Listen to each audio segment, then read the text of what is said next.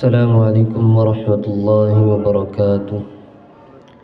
الحمد للہ رب العالمین والعاقبۃ للمتقین والصلاة والسلام علی اشرف الانبیاء والمرسلین، اما بعد، اعوذ باللہ السمیع العلیم من الشیطان الرجیم، بسم اللہ الرحمن الرحیم۔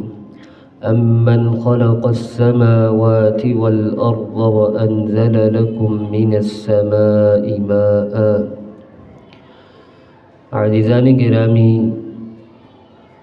20ویں پارے میں سورۃ النمل کا اختتام ہو رہا ہے۔ اللہ تعالی نے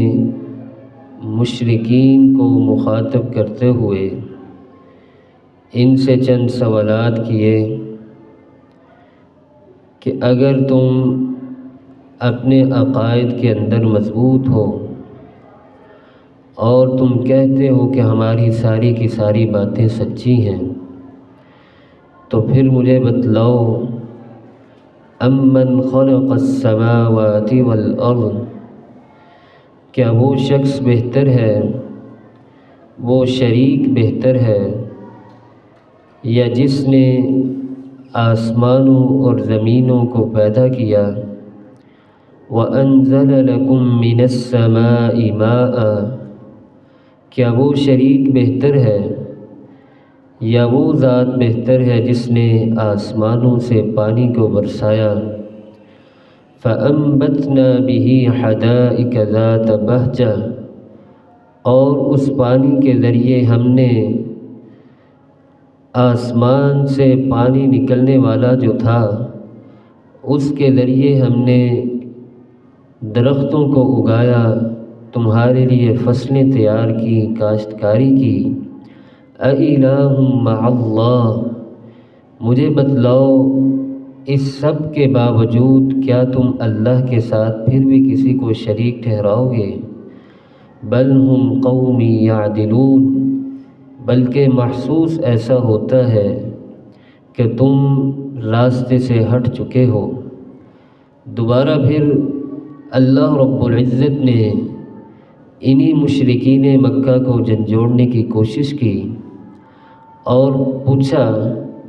امن جعل الارض قرارا وجعل خلالها انہارا،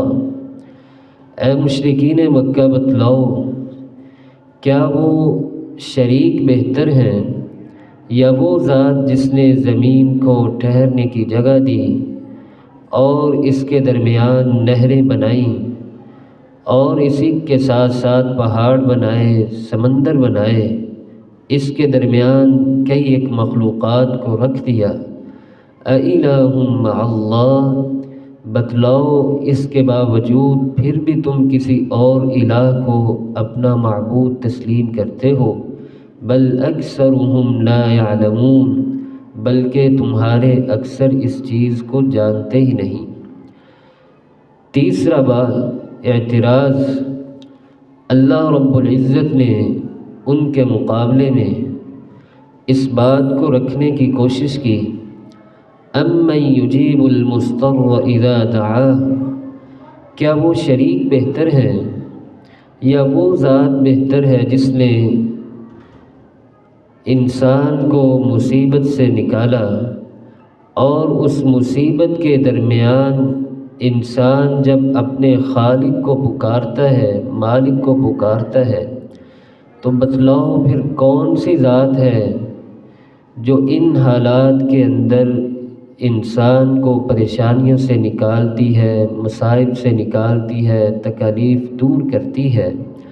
أَإِلَٰهٌ مَّعَ اللَّهِ، بتلاؤ کیا اس کے باوجود پھر بھی تم کسی اور کو معبود تسلیم کرو گے؟ قَلِيلًا مَّا تَذَكَّرُونَ، بہت تھوڑے ہیں جو میرے اس کلام سے نصیحت حاصل کرتے ہیں۔ ان تینوں آیات سے اس بات کی سمجھ آتی ہے کہ اللہ رب العزت کا جتنا بھی نظام ہے، جتنی بھی اس کی مخلوقات ہے، جتنا بھی اس کا سسٹم ہے، انسان بغیر کسی تعصب کے اس نظام کو سمجھنے کی کوشش کرے تو یہ کہنے پہ مجبور ہو جاتا ہے کہ ایسی ذات کائنات کے اندر بالکل موجود ہے کہ جس کو تسلیم کیے بغیر انسان رہ ہی نہیں سکتا، اور اس ذات کو تسلیم کرنا انسان کے سب سے بڑی کامیابی کی نشانی ہے۔ اور اللہ رب العزت نے اسی آیت کے اندر ہی کہہ دیا، قُلْ هَاتُوا بُرْهَانَكُمْ إِن كُنتُمْ صَادِقِينَ، بتلاؤ اگر تم اپنے دلائل کے اندر سچے ہو اور تم سمجھتے ہو کہ اللہ رب العزت نے جتنی بھی مخلوقات بنائی ہیں یا جتنے بھی کردار اس کائنات کے اندر پیش کیے ہیں، اگر تم سمجھتے ہو کہ اس سے بہتر چیز ہم معاشرے کے اندر قائم کر سکتے ہیں تو پھر آ جاؤ، معاشرے کے اندر آ کر کسی نہ کسی قسم کی چیز پیش کرو تاکہ ہم بھی اس چیز کو تسلیم کرنے پر مجبور ہو جائیں۔ اور اللہ رب العزت نے ہی ہر پارے کے اندر اہل ایمان کو کچھ نہ کچھ نصیحتیں کی ہیں۔ اس پارے کے اندر بھی اہل ایمان کو خصوصاً نصیحت کی جا رہی ہے،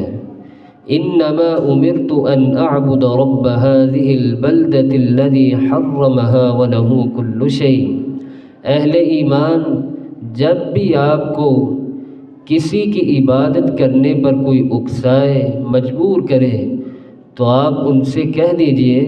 کہ مجھے تو حکم دیا گیا ہے کہ میں اس خالق کی عبادت کروں، اسی کے سامنے سجدہ دے دوں، اور اپنی دعائیں، اپنی حاجات بھی صرف اسی خالق کے سامنے رکھوں۔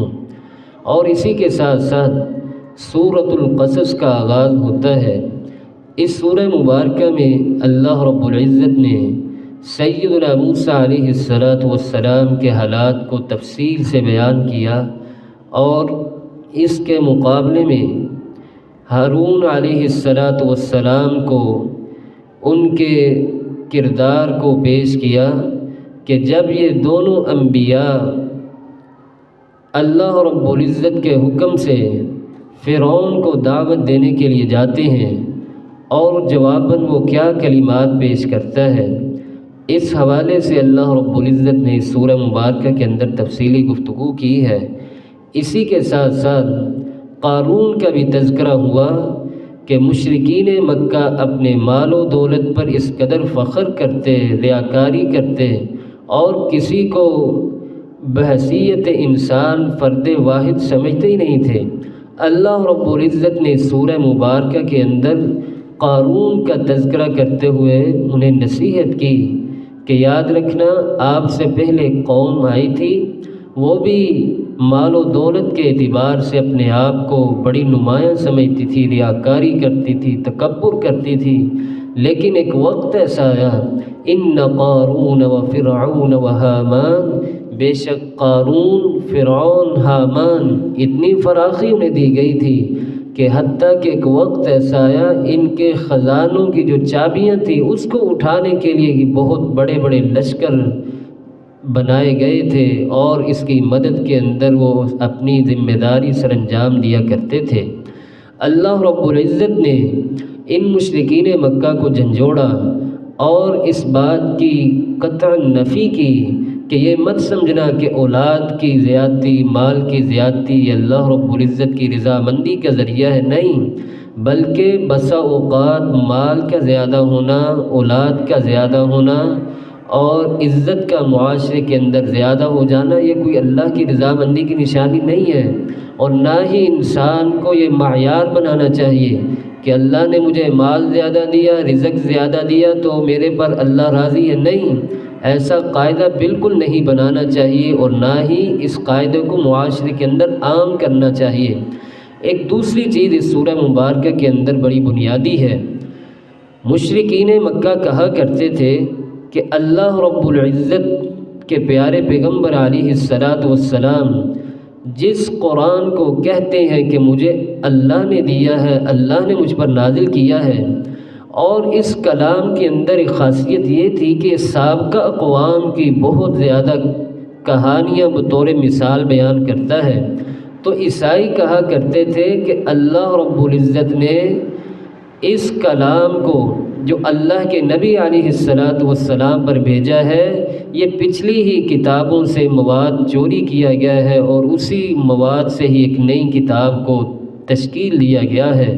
اللہ رب العزت ارشاد فرماتے نہیں، بلکہ اس کلام کے اندر تو تمہاری گزشتہ کہانیاں بیان کی گئی ہیں جو تم نے اپنے اندر اپنی دینی تعلیمات کے اندر تحریف کر کے معاشرے کے اندر عام کر دی تھی۔ اس کلام کے ذریعے اللہ رب العزت یہ بتلانا چاہ رہے ہیں کہ میں نے آپ کے وہ سارے کرتوت، ساری تحریفیں اس کلام کے اندر بیان کر دی ہیں تاکہ بعد میں آنے والا کوئی بھی کسی دوسرے نقص کے اندر اپنے آپ کو شامل نہ کر لے۔ اسی طرح اس سورہ مبارکہ کے اندر اللہ رب العزت نے اس کلام کے حوالے سے بھی گفتگو کی ہے کہ اہل ایمان جب آپ اس کلام کو تسلیم کریں گے، اس کے مطابق زندگی گزارنے کی کوشش کریں گے، تو قطعاً ایسا ممکن نہیں ہے کہ آپ اس کلام کو پڑھتے رہیں، سنجیدہ ہو کر اس پر عمل کرتے رہیں اور یہ کلام آپ کو فائدہ ہی نہ دے۔ ایسا نہیں، بلکہ یہ کلام ایسا مبارک کلام ہے جو کبھی بھی کسی کا حق نہیں رکھتا۔ انسان جتنی سنجیدگی کے ساتھ اس کلام کو پڑھے گا، جتنے تقاضے، جتنے حقوق اس کلام کے ادا کرتا رہے گا، اتنا ہی خیر و برکات کے ساتھ اسے نواز دیا جائے گا۔ اللہ رب العزت قرآن مجید میں ارشاد فرماتے ہیں، ان هذا القرآن يهدي للتي هي اقوم ويبشر المؤمنین۔ جب انسان اس کلام کو پڑھتا ہے، دو فائدے، انسان کو گمراہی سے نکال کر ہدایت کی طرف، ہدایت کے راستے پر چلا دیا جاتا ہے، اور دوسری خوبی اللہ رب العزت بشارت دے رہے ہیں، وَيُبَشِّرُ الَّذِينَ يَعْمَلُونَ الصَّالِحَاتِ۔ جب انسان اس کلام پر عمل کرے گا تو میں اسے آخرت کے اندر جنت جیسا عظیم ٹھکانہ دوں گا اور اسی کے اندر وہ ہمیشہ ہمیشہ کے لیے رہے گا۔ اسی کے ساتھ سورۃ العنکبوت کا آغاز ہوتا ہے۔ آغاز میں ہی اللہ رب العزت ارشاد فرماتے ہیں، احسب الناس ان یترکوا ان یقولوا آمنا۔ اے لوگوں بتلاؤ، کیا اسی بات پر تمہاری جان چھوٹ جائے گی کہ تم صرف زبان سے کہتے رہو کہ ہم ایمان لے آئے، ایمان لے آئے، ایمان لے آئے اور آپ کی نجات ہو جائے گی؟ نہیں۔ احسب الناس ان یترکوا ان یقولوا آمنا وهم لا یفتنون۔ اور اس کے باوجود کہ آپ کو کسی آزمائش میں ہم مبتلا ہی نہ کریں، آپ سمجھیں کہ ہمارے پر آسانیاں آتی رہیں، پریشانیاں آئیں نہ، تکلیفیں آئیں نہ، اور ہم اپنے آپ کو مومن سمجھتے رہیں۔ نہیں، اللہ رب العزت کہتے ہیں کہ مومن ہوتا ہی وہ ہے جب اس پر آزمائش آتی ہے، پریشانی آتی ہے، تکالیف آتی ہیں تو میری طرف رجوع کرتا ہے، اور انہی آزمائشوں کے ذریعے ہی میں اپنے مومن بندے کا امتحان لیتا ہوں کہ کون ہے جو میرے لیے مخلص ہے اور کون ہے جو کسی اور کے لیے مخلص ہونے کا دعویٰ کرتا ہے۔ تو اس سورہ مبارکہ کے اندر بنیادی طور پر یہی اہل ایمان کو پیغام ہے کہ ایمان لانے کے بعد، کلمہ پڑھنے کے بعد جب بھی کوئی پریشانی آئے، مصیبت آئے، تکلیف آئے تو زبان سے کوئی غلط کلمہ نہیں نکالنا کہ یہ مصیبت اللہ نے نعوذ باللہ میرے لیے ہی رکھی ہے، مصائب میرے لیے نہیں، بلکہ جب بھی مصیبت آئے تو کلمہ شکر ادا کرتے ہوئے یہ کہنا چاہیے کہ ہو سکتا ہے اس پریشانی کے ذریعے، اس مصیبت کے ذریعے اللہ رب العزت میرا امتحان لے رہے ہوں، اور یہ دنیا کی تو مصیبتیں، پریشانیاں عارضی ہیں، ہو سکتا ہے ان مصائب پر اللہ رب العزت اتنا اجر مجھے دیں کہ کل قیامت کے دن مجھے جہنم سے آزادی دے کر جنت کے راستے کی طرف چلا دیں۔ اور اللہ رب العزت نے اسی سورہ عنکبوت کے اندر اہل ایمان کو ایک اور پیغام دیا، اولم یسیروا فی الارض فینظروا کیف کان عاقبۃ الذین من قبل۔ اے لوگوں بتلاؤ، کیا تم کبھی زمین پر نہیں چلے اور تم نہیں دیکھتے کہ میری مخلوقات کیسی کیسی ہیں اور ان کی تخلیق میں نے کس کس انداز میں کی ہے؟ ان سب کے باوجود میری توحید یا مجھے ماننے پر آپ لوگ کیوں نہیں مجبور ہوتے؟ آپ غیر اللہ کے سامنے سجدہ کرنا، رکوع کرنا، منتیں ماننا، دعائیں کرنا، کروانا، اور میری عبادت کے اندر شریک ٹھہرانا اپنے لیے آسان سمجھتے ہو، لیکن یہ سارا حق جس اکیلے خالق کا ہے، جس کائنات کے رب کا ہے، اس کے سامنے آپ لوگ جھکنا مناسب نہیں سمجھتے، گوارا نہیں کرتے۔ اور دعاؤں کی بھی جب باری آئے تو انسان کو کوشش کرنی چاہیے کہ سب سے پہلے اللہ رب العزت کی ذات کی طرف رجوع کرے، اللہ رب العزت سے ہی مانگے۔ اس کلام کے اندر اور خصوصاً اس پارے کے اندر مشرکین مکہ کے ایک اور اعتراض کا جواب دیا گیا۔ وہ کہا کرتے تھے کہ جو لوگ ایمان لے کر آئے ہیں یہ تو صرف ہمارے ظلم سے بچنے کے لیے، ہمارے خوف کی وجہ سے منہ سے صرف ایمان لے کر آئے ہیں، دلوں سے یہ تسلیم نہیں کرتے۔ تو اللہ رب العزت نے قرآن کریم کے اندر اس بات کی بھی وضاحت کر دی، وَقَالُوا إِن نَتَّبِعِ الْهُدَى مَعَكَ نُتَخَطَّفُ مِنْ أَرْضِنَا، انہوں نے کہا کہ اگر ہم تیرے ہمراہ اس ہدایت کی پیروی کریں گے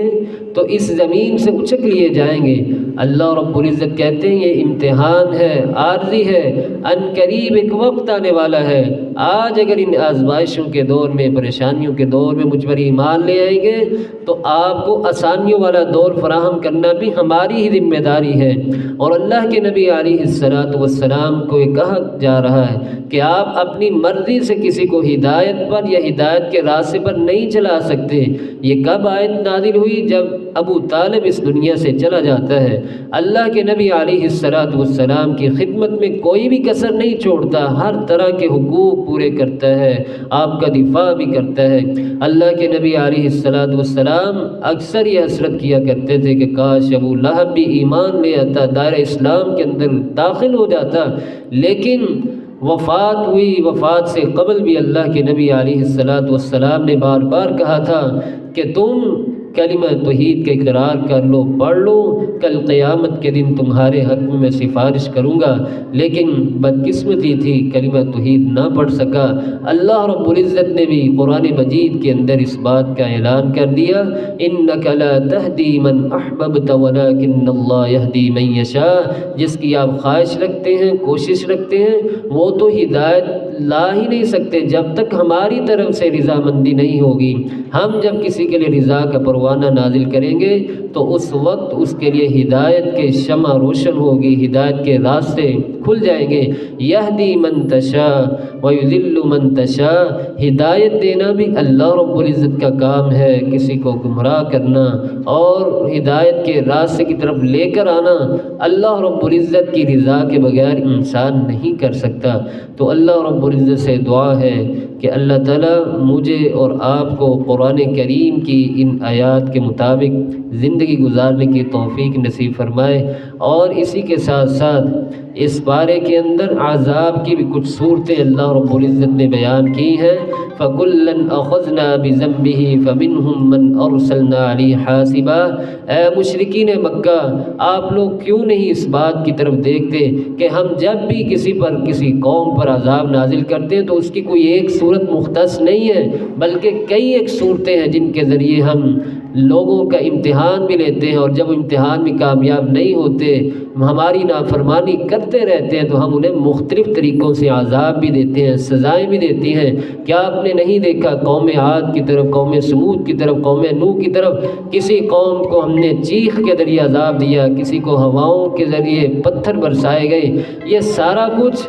اسی لیے کیا گیا کہ کیونکہ وہ ہمارے پیغمبروں کی نافرمانی کیا کرتے تھے، اور جس پیغمبر کو اس قوم کی طرف بھیجا گیا اس پیغمبر علیہ السلام کی تعظیم نہیں کرتے تھے اور تضحیق کرتے تھے، استہزاء کرتے تھے، مذاق اڑاتے تھے۔ اس کے سزا میں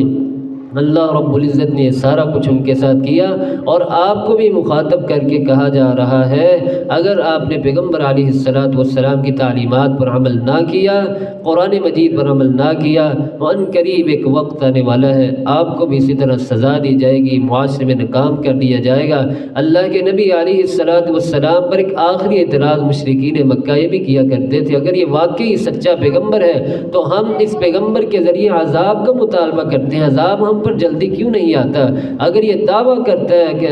اللہ کا پیغام ڈائریکٹ جبرائیل علیہ السلام پر آتا ہے، میری باتوں کو تسلیم کرتا ہے وغیرہ وغیرہ، تو پھر ہمارا بھی ایک سوال ہے، اشکال ہے کہ اللہ رب العزت ہم پر عذاب کیوں نہیں نازل کرتا؟ فرشتوں کو ہم نبی علیہ السلام کے ساتھ کیوں نہیں بھیجتا؟ تو اللہ رب العزت نے کہا کہ میرا بھی ایک نظام ہے، ایک سسٹم ہے، اس نظام کے تحت، اس سسٹم کے تحت میں جب چاہتا ہوں، جس قوم کے لیے چاہتا ہوں، وہ ساری چیزیں اس کے لیے نافذ کر دیتا ہوں۔ ایسا قطعاً ممکن نہیں کوئی بھی اٹھے اور مطالبہ کرے کہ میں فرشتوں کو دیکھنا چاہتا ہوں، ہماری مدد کے لیے نہیں آتے، ایسا قطع نہیں۔ فرشتے صرف دو مقامات پر آتے ہیں، یا تو کسی قوم کے حق میں عذاب نافذ کر دیا گیا ہو، عذاب دینے کے لیے آتے ہیں، یا کسی قوم کے حق میں مدد لکھ لی گئی ہو تو اس مدد کو کرنے کے لیے اللہ رب العزت کے فرشتے میدان میں اترتے ہیں، معاشرے میں اترتے ہیں۔ اللہ تعالیٰ سے دعا ہے کہ اللہ تعالیٰ مجھے اور آپ کو ان باتوں پر عمل کرنے کی توفیق نصیب فرمائے۔ وآخر دعوانا الحمد للہ رب العالمین۔